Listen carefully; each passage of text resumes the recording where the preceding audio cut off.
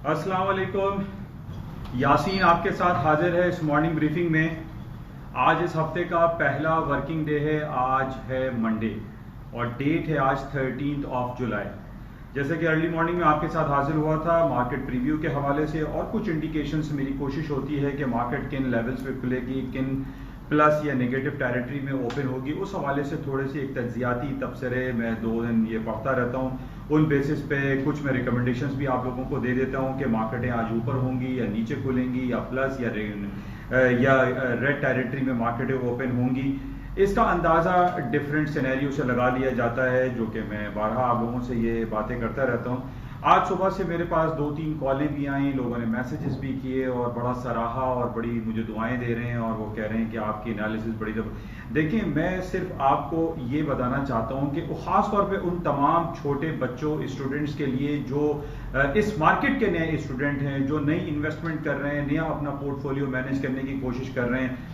उन तमाम लोगों से मेरी ये रिक्वेस्ट है कि प्लीज अगर आप लोग रिलीजियसली इस मार्केट में अपने पोर्टफोलियो को मैनेज नहीं कर सकते, अपने रिलीजियसली या डिसिप्लिन तरीके से इस मार्केट में ट्रेड नहीं कर सकते, तो प्लीज आप लोग इस मार्केट में कतई तौर पे काम ना करें।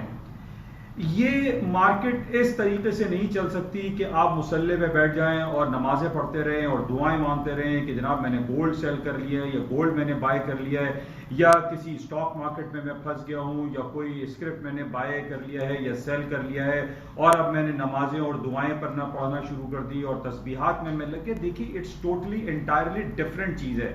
इस मार्केट में काम करने के लिए आपको डिसिप्लिन फॉलो करना पड़ेगा, उसको रिलीजियसली डिसिप्लिन फॉलो करना पड़ेगा। जैसे मैंने कई आपको बात बताई है कि जनाब जैसे फजर में या मगरिब में या जोहर में हमारे पास अल्लाह ताला ने ये बयान दिया हुआ है कि जनाब आपको 2 रकात फर्ज पढ़नी है फजर में, 4 रकात फर्ज जोहर में पढ़नी है। लेकिन कभी ऐसा नहीं होता कि जनाब आपका दिल चाह रहा है तो आपने 3 रकात या 4 रकात फजर में पढ़ ली फर्ज की, तो वो मुमकिन नहीं है। वो एक इस बेसिस पे मैं आप तमाम लोगों से रिक्वेस्ट करता हूं, उन तमाम यंग बच्चों से, उन तमाम यंग जनरेशन से जो इस मार्केट के नए हैं, जो इस मार्केट में नया अपना पोर्टफोलियो मैनेज करने और इस मार्केट से कुछ प्रॉफिट करने या कुछ कमाने का सोच रहे हैं। अगर आप डिसिप्लिन ट्रेड नहीं हो सकता, अगर आप रिलीजियसली तमाम चीजों को, जो ट्रेडिंग रूल्स, जो बेसिक ट्रेडिंग रूल्स हैं, उनको फॉलो नहीं कर सकते, मेरी उन तमाम लोगों से, उन तमाम बच्चों से रिक्वेस्ट है कि प्लीज इस फाइनेंशियल मार्केट में, that is a highly risky financial market है, इसमें काम करना छोड़ दें, इसमें दुआओं के बलबूते पे काम मत करें। मैं तमाम लोगों से रिक्वेस्ट कर रहा हूं और वो मुझे ये भी ना कहें कि आपके तज्जियात बड़े जबरदस्त होते हैं और आपकी वजह से जो है मैं नफा हुआ। भाई, ये मेरी वजह से आपको नुकसान भी हो सकता है, मेरी एनालिसिस फेल भी हो सकती है। ये कोई मैं जादू या कोई मैंने तोता नहीं पाला हुआ कि जनाब मैं कहता हूं तो वो तेज हो जाती है मार्केट, मैं कहता हूं तो गिर जाती है। ऐसा ये देखिए, on the basis of certain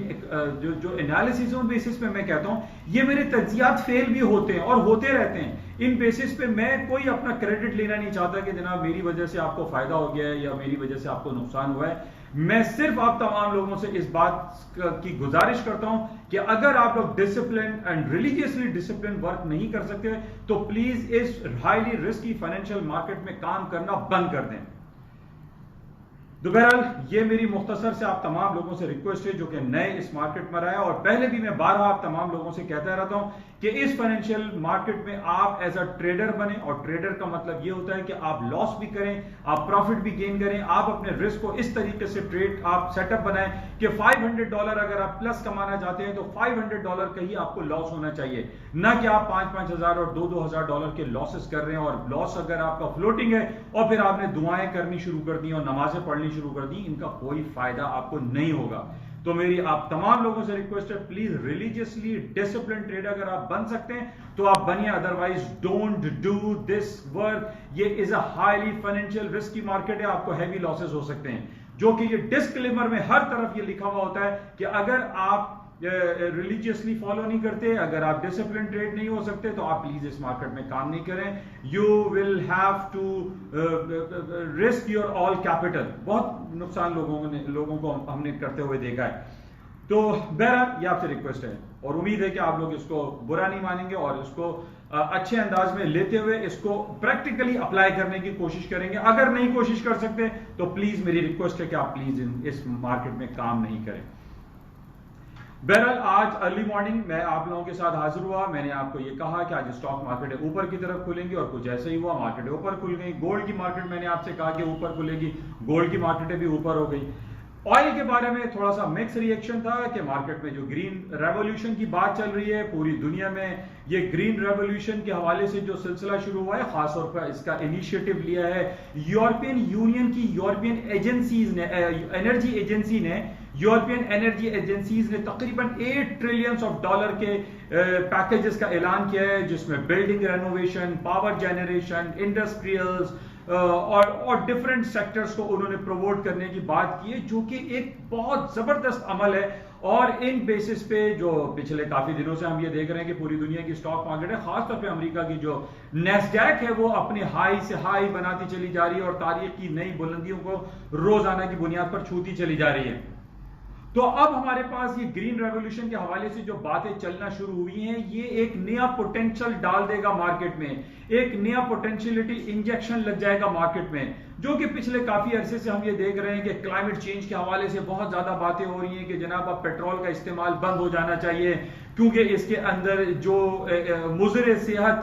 जो पार्टिकल्स होते हैं जो पेट्रोल और डीजल से निकलते हैं वो इंसानी सेहत के लिए बहुत मुज़र हैं। ना सिर्फ इंसानी सेहत के लिए, जो हमारे आबी हयात हैं, जो हमारे ग्रीन रेवोल्यूशन, ग्रीन जो बागात हैं, वो भी इससे डैमेज हो रहे हैं। तो इस हवाले से बहुत ज्यादा काम हो रहा है और यूरोपियन यूनियन और यूरोपियन सेंट्रल बैंक, यूरोप के जितने भी ममालिक हैं वो इस हवाले से बहुत ज्यादा पेशरफ्त कर रहे हैं। तो ये पॉजिटिविटी है। हम देखिए सिर्फ इसी बेसिस पे एनालाइज करते हैं कि जनाब पूरी दुनिया के इस वक्त सेंटीमेंट्स क्या हैं। इस वक्त दुनिया के जो सेंटीमेंट्स हैं वो पॉजिटिव हैं, जैसे ग्रीन रेवोल्यूशन की बात हो रही है, या फिर हम जो कोरोना वायरस पैंडेमिक की वजह से हम दो सेक्टर्स में बहुत ज्यादा तरक्की देख रहे हैं। एक फार्मास्यूटिकल कंपनी यानी दवासाज कंपनीज में हम देख रहे हैं कि दिन दुगनी रात चौगनी तरक्की होती जा रही है, मार्केटें हाई पे हाई बना रही है मेडिसिन की। एंड दूसरे नंबर पर हम देख रहे हैं कि जो टेलीकम्युनिकेशन इंडस्ट्री है, जिसमें मोबाइल है, टेलीकम्युनिकेशन सर्विसेज हैं, जो आपका हुआवी है, एप्पल है, ये तमाम चीजों में, इन तमाम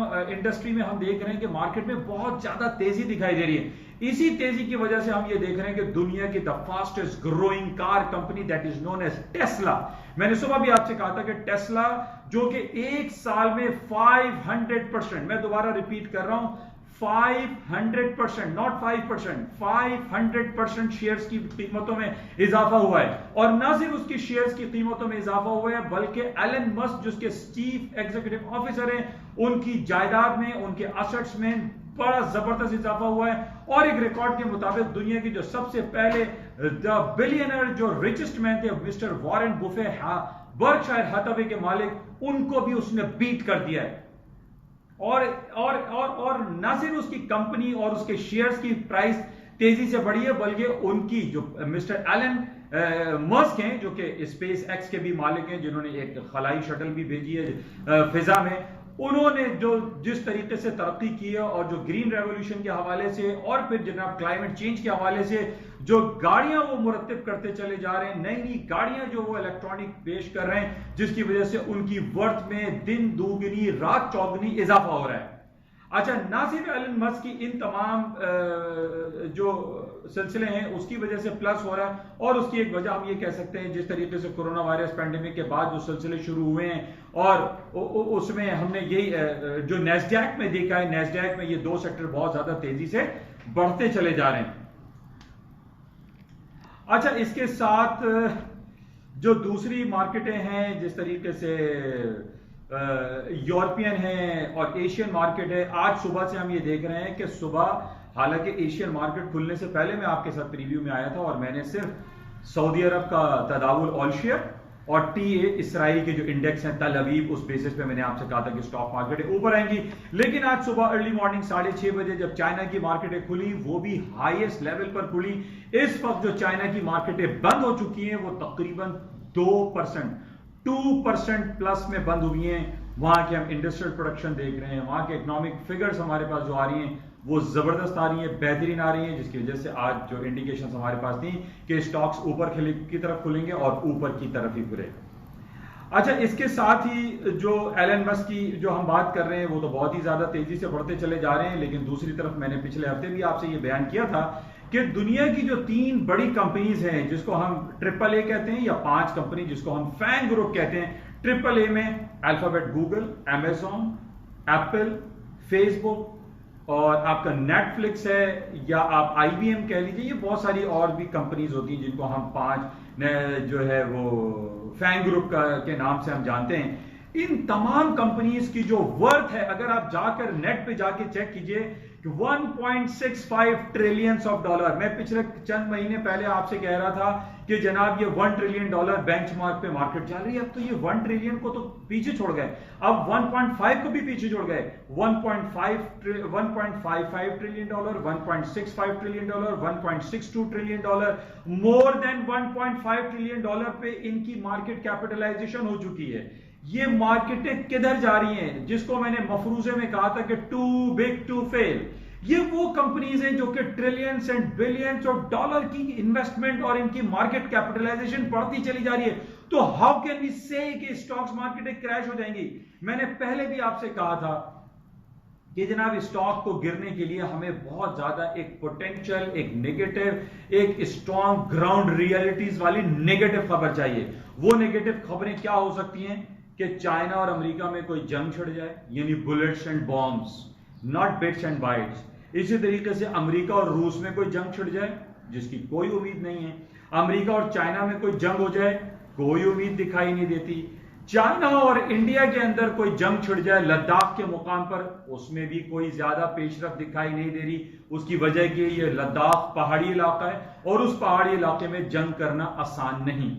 तो हमारे पास कहीं कोई ऐसी इंडिकेशंस नहीं आ रही है जिस बेसिस पे हम ये कहें कि जनाब ये नेगेटिव खबर आ रही है। कोरोना वायरस पेंडेमिक की वजह से जो खराब खबर आनी थी वो हो चुका। अब WHO, जो कि मैंने एक बड़ा स्लैंग वर्ड इस्तेमाल किया था कि उनका चूरन अब बिक नहीं रहा है, यानी पिछले 6 महीने से उन्होंने ये कहा कि जनाब ये हो जाएगा, वो हो जाएगा, second wave of corona virus आ जाएगा, पूरी दुनिया को दोबारा लॉकडाउन कर देंगे, लेकिन ऐसा अब नहीं हो रहा है। हालांकि पिछले दिनों हमने मेलबर्न का सुना कि मेलबर्न को सीवियर लॉकडाउन कर दिया गया है। ईरान को यह कहा गया कि ईरान में जो केसेस जो है वो बढ़ रहे हैं उसको लॉकडाउन किया जाए, लेकिन हुकूमत ईरान ने इसको यकसर मुस्तरद कर दिया और कहा है कि हम किसी लॉकडाउन, कर्फ्यू और शटडाउन की तरफ नहीं जाएंगे। तो देखिए ये सारे पॉजिटिव सेंटिमेंट्स आ रहे हैं। इन पॉजिटिव सेंटिमेंट्स के बेसिस पे कहीं कोई नेगेटिविटी का पहलू हमें नजर नहीं आ रहा है। सिर्फ एक पॉइंट जो कि मैंने रात में भी आपको बताया था और पूरे अखबारात और बहुत सारे रसाइल भरे पड़े में, टर्की का तकरीबन 1500 साल पुराना एक चर्च जिसको कैथेड्रल कहा जाता था,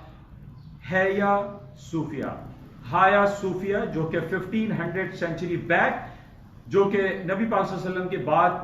के बाद ये बनाया गया, वो एक कैथेड्रल की बुनियाद रखी थी। लेकिन तकरीबन 500 साल पहले जब सल्तनत उस्मानिया वहां पर मारिज़ वजूद में आई तो उसने उस चर्च को, जो कि कैथेड्रल था, उसको कन्वर्ट कर दिया मस्जिद में। अब 2 दिन कबल उसकी खबर यह आई कि उसको